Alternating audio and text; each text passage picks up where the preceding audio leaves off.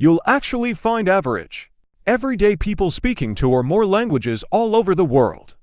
For example, while living in China's Guangdong province, I noticed that some natives speak four languages: Mandarin as their native tongue, their hometown dialect, Cantonese, and English. If you're thinking of becoming a polyglot, it's more common than expected. Here are some tips to use as you learn the languages that make our world go round. Step 1. Read the same book in multiple languages. This is perhaps one of the simplest and most effective ways to improve your reading skills in multiple languages. Rather than read a variety of books in a variety of languages, think of one book or book series you were quite familiar with growing up. This may be one you've already read several times in the past or one that was a staple to your childhood. There are some books that you can purchase with English on odd pages and a second language on even pages. That allows you to translate both languages line by line and easily decipher how sentences and grammar are structured. Alternatively, you could read a page in your target language and simply refer to the English side when you want to double-check your comprehension from time to time. If you aren't sure where to start, Harry Potter is a popular choice and all-time favorite because people are usually at least somewhat familiar with the storyline. If Harry Potter isn't your cup of tea, try other novels or book series such as The Hunger Games, Twilight, 50 Shades of Grey that use simple sentence structures and reading level of 8th grade or lower. Step 2. Use your busy time for studying. Becoming a polyglot requires extra effort. Duh. You're in the big leagues now, so it's going to take more than just your normal language learning routine to hone in on your multilingual skills. When you subtract the time you spend sleeping, eating, cooking, commuting, bathing, hooping, and working, you aren't left with much time to actually focus and study.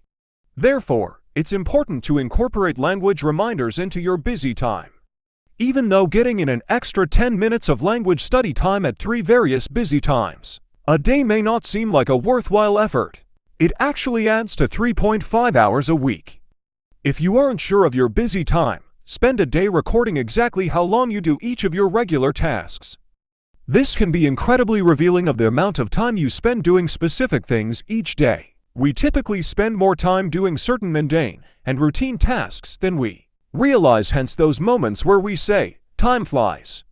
Then, think about if and how you can include language studying into those chunks of time. One idea is to listen to language dialogues or songs during your workout routine, while you cook, during your commute to work, or while waiting for a meeting to begin at work.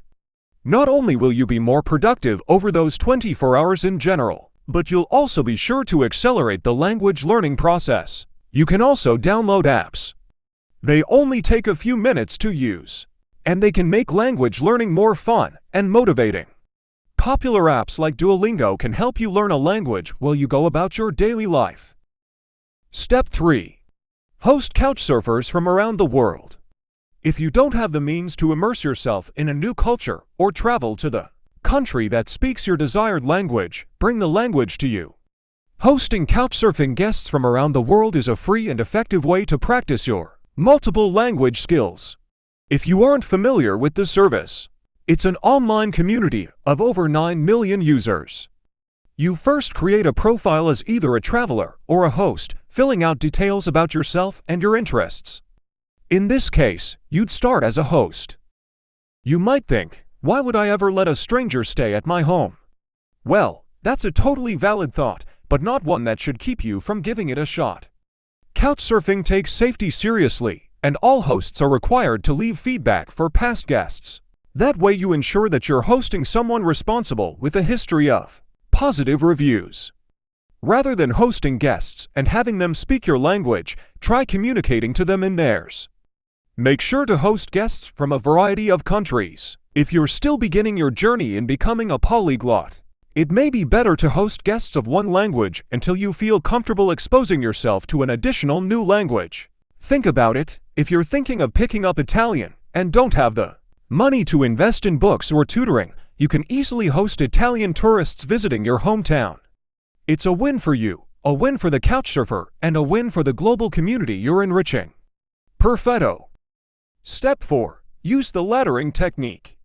When learning multiple languages, it can be tempting to, in your head, Imagine the phrase you want to express in your native tongue and then translate it to your desired language. For example, if you're an English speaker learning both Mandarin and Japanese, you first think of what you want to say in English before you mentally translate it to either Mandarin or Japanese. In this case, English is used as the base language for all other languages. Unfortunately, this ends up confusing the speaker, making it common to mix up and confuse languages. This is where the laddering technique comes in. Laddering is a process of creating a mental hierarchy for your language. Translations. Imagine a ladder where the first rung is your native language, the second rung is your second language, and so on. Where the first rung is your native language, the second rung is your second language, and so on. When translating something, only use the language of the rung before the one you're trying to communicate with. For example, let's say your native language is English first rung, followed by Spanish second rung, followed by Japanese third rung. When learning Japanese, rather than mentally translating words from English to Japanese, translate starting from Spanish. This not only enhances both your Spanish and Japanese skills, but it also makes the language learning a little bit easier on your brain.